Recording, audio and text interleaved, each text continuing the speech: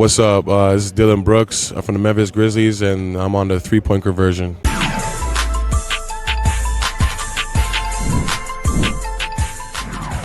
Good afternoon, everybody. Thank you for joining us on USA Basketball's media conference call. We just finished first practice. We're going to turn things over to Coach Popovich to talk a little bit about his impressions first day, and then we'll turn it over for Coach. Thank you.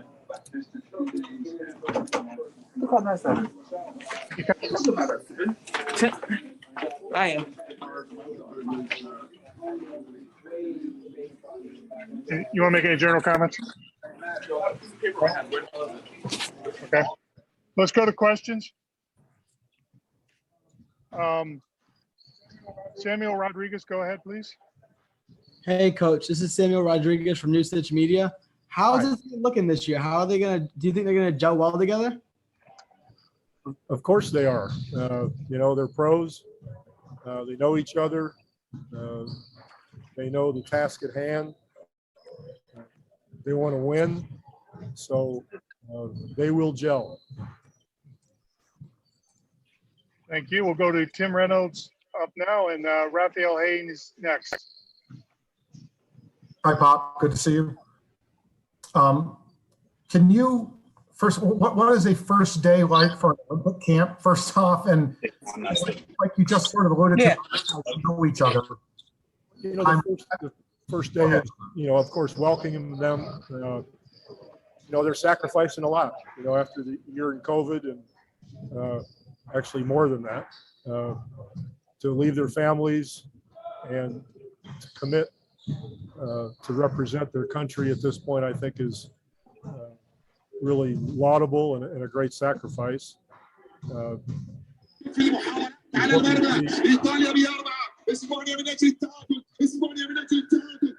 what that noise is. I don't know if you guys hear it.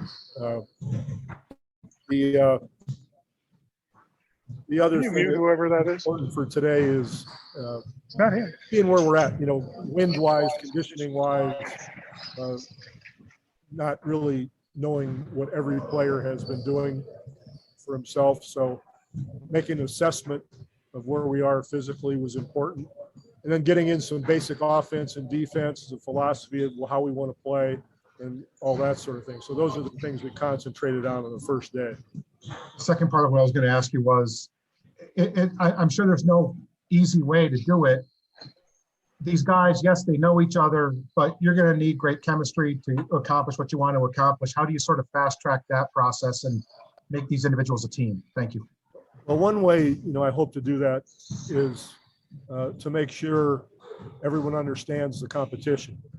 Having a healthy respect for the wonderful European teams is important because there are a lot of very good teams and they get better every year. They've been playing together for many years, as we all know. They execute really well. And the first step is that respect for the opponent, which will not be hard to get across to our players. After that, we go to work, skip no steps, and make sure that we keep it simple but efficient and effective. Trying to invent the wheel will not work. We've got to take advantage of their abilities, their strengths, and play together, play for each other with one thought in mind. And that's winning the whole deal. Hey, Coach Pop, this is Raphael from the three-point conversion. Coach, with today's NBA, how the last 4 to 5 years, it's more of versatility than it has been. And we don't necessarily play the, big man like we did in the past. Do you think that bode well for this Olympic team now that you're playing in this competition and you're used to the type of style? I think so. All the other teams outside the country, they're all much more versatile also.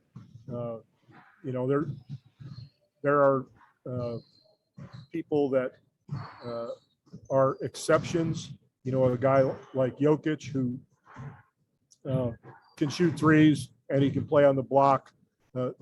there aren't really that many people like that in the world. The game has, progressed, whether for good or bad, to the point where that versatility is on every team. It's not a down low, inside out game anymore. It's perimeter oriented. Just a quick Thank follow you, up. Coach. We'll go. Oh, I'm sorry. Sure. A quick follow up. I was going to Go ask, ahead. what have you taken from each year you've been here from 2002 to now that you can say, okay, now I'm using this today to help me? Well, it begins with, as I mentioned earlier, a true, healthy, honest respect for the fact that these teams are really good. They're talented. They have more NBA players every year. They're wonderfully coached.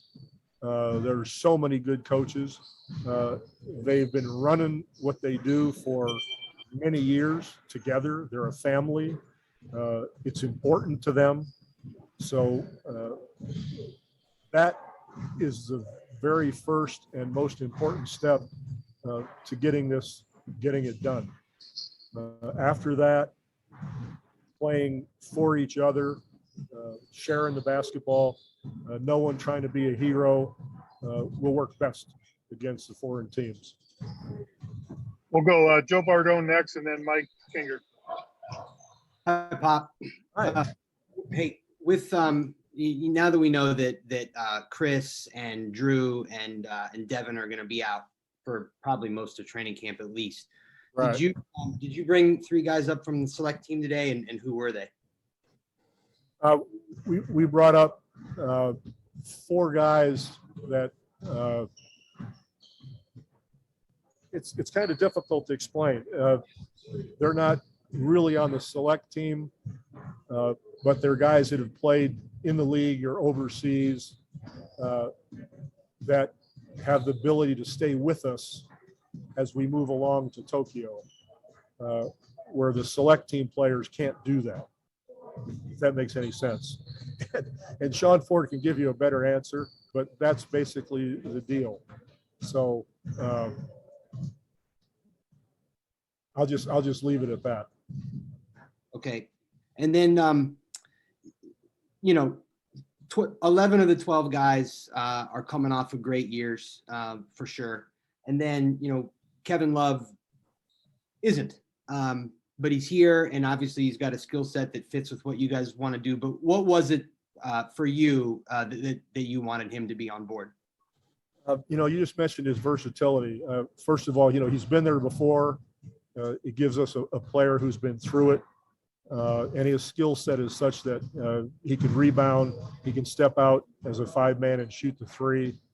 And that really gives us another tool that we can use. You're right. We all know he didn't have a great year, but he's worked diligently to get his body ready for this. He wanted to do it badly, and we have a need for his skills. So we thought he was a perfect person to, play against people like Gobert, to get them out of the lane. Because as you know, there's no defensive 3 seconds and the lanes are packed. So spreading the court is very important. And depending on what happens in a game like that, he could be very valuable. Thank you. Hey, Pop, it's Mike Finger. I was just thinking, going back at least a couple of years, we were asking you on a daily basis how often you thought about putting this team together and how much it was on your mind. I'm wondering, now that you're finally coaching it, how close is it to what you were expecting? And just talk about that whole process of how long it took to put this together. Well, the credit for putting it together, goes to Jerry Colangelo and Sean Ford. They're the ones that are making all the phone calls, and I was intimately involved in, expressing the people that I would like to have on the team. But it's taken all that time, those years to do that, because you never know what's going to happen with injuries or people's interests changing or their family situations where they might not be able to come. And it's on your mind on a daily basis, not just who's going to be on the team, but what your philosophy should be. And I knew that, and if I didn't know it, Coach K made sure that I know it, because he said it was the same way for him. You can't help but think about it every day. While your regular season is going on, you still think about this because it's a huge responsibility, and it's something you want to remember as a positive for the rest of your life. And when that was on your mind at your other job, the last couple of years, it seems like long-term development has been a big objective with the Spurs. In this case, I'm assuming that's different when you're trying to win a gold medal next month. How different is that approach than now as opposed to what you've been doing with them? Well, I mean, you're right. With your NBA team, you got young kids and haven't been in college very often. Need more discipline, need more skill work, that kind of thing. But these guys are already there. They are, bona fide big time players. So they're not here to develop their individual games. They're here to come together, become a team, fall in love as quickly as possible, and want it as badly as foreign teams want it. Thank you, Pop. Thanks. You're welcome. Go to Zora Stevenson and then to John Corrales. Hi, Coach. I want to pick your brain on something real quick. When the team was announced, Jerry was talking about the differences in the international game versus the NBA and a lot of the rules and the timing.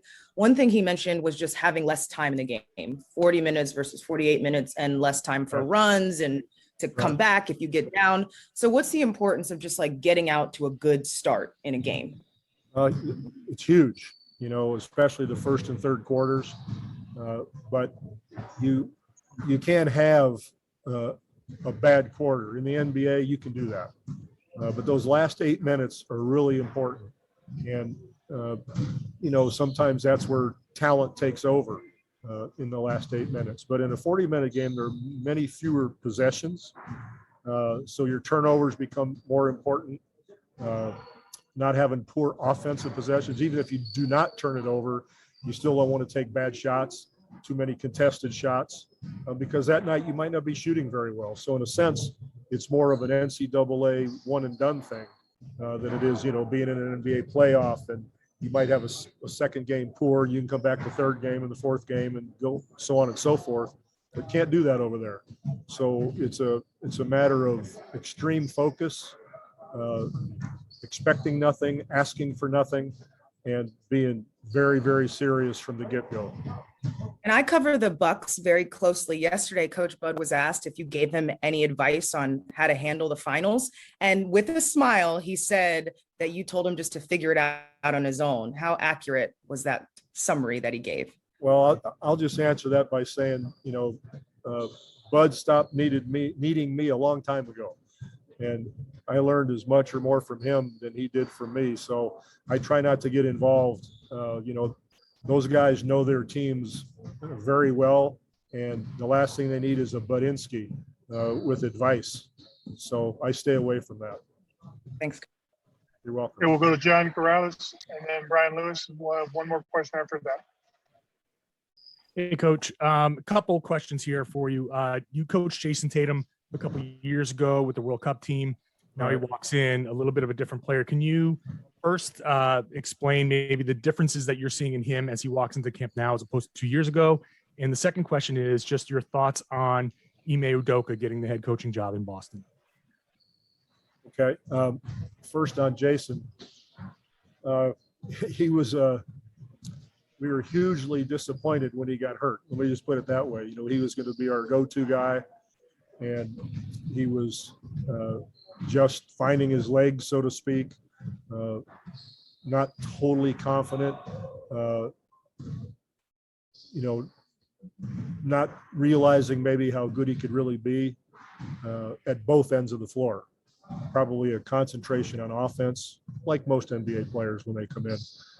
So during that camp and from that time to now, under Brad's tutelage, he's become more of a two-way player. He's way more confident. He's developed more skills. He's on top of that more aggressive and knows that he can dominate people. So he's much different coming into this situation than before. On Ime, I couldn't be more thrilled. The guy is a stalwart. People overemphasize O's and X's in the league. All the coaches know they're O's and X's. Everybody, it's basketball. It's not, analytical geometry or something like that. That stuff's not tough, but to understand how to get the most out of people, to develop relationships with players, to make people accountable, and make them want to play for you are really the keys. And he's got all that. He's really a gifted communicator, although with him, less is more. He's not a talker. He's a communicator. And more than anything, he's genuine. And you know exactly what you're getting. And I'm sure that's what Brad Stevens felt when he interviewed him for the first time. Thank you. Ryan Lewis, please go ahead. Hey, Pop. Two quick questions. Obviously a gold medal is obviously the end game here, but I'm just curious. A side effect is often, recruiting in here. Players, kind of planting seeds for super teams down the line. I mean, do you expect to see some of that going on or coming out of this Olympic experience? And secondly, with drilling back down on Kevin Love, I mean, he's not a young developing kid. Can he actually get a tangible benefit out of this experience, whether that's, sharpness or conditioning or kind of getting back to what he was, the kind of seasons he would like to have? Can he benefit for that and get back to that and give that to Cleveland next year or anybody else that trades for him? Sure. Well, the second part of the question about Kevin, absolutely. Absolutely. We're going to work his ass off here, the next 4 or 5 weeks and demand a lot. And that's going to definitely get him back, into the rhythm he needs to be in to continue to play. And I think that's one of the big reasons he wanted to do this, so that he can get himself back to who he was. And, we need his experience and his skills, as I said. And we'll be playing a lot of teams that, have people that are a little bit older and experienced. It's a more rough and tumble, more physical game over there. And he fits that very well. The first part of your question, whatever players might talk about, or, you mentioned super teams, it doesn't even cross my radar screen. I'm not in those conversations with them. They're going to have whatever conversations they're going to have about whatever they want in the whole wide world. It's none of my business. Thank you. Thanks, Coach. Final question for Coach will be from Dan Wolke. All right, Pop. Good to see you. First of all, you kind of mentioned sacrifice and stuff like that. I think if Kevin Durant had said you said I mentioned sacrifice. What? Oh, the sacrifice kind of required. Right. If Kevin had said to you, Kevin Durant had said, coming off the Achilles and stuff like that and playing into the, 7 games in the second round, like, I don't think I can do it. I don't think anybody would have faulted him. What does it just sort of say to his commitment, especially kind of considering that, this is a group of mostly first-time guys that he wants to be here and be a part of this? Right. Well, first of all, if he said no, I would have begged, cried, done anything I could to change his mind. That's pretty obvious. But what it says about him, number one, is that he loves the game. He really loves to play basketball. He loves to win. He loves the camaraderie. He wants to be part of this all the time, as we all know. And that's his motivation. At the core, that's what he loves to do. And luckily for all of us, that's who he is. So it's a testament to his character and just desire to be part of a team and have a challenge and seek the success. Thank you, Coach.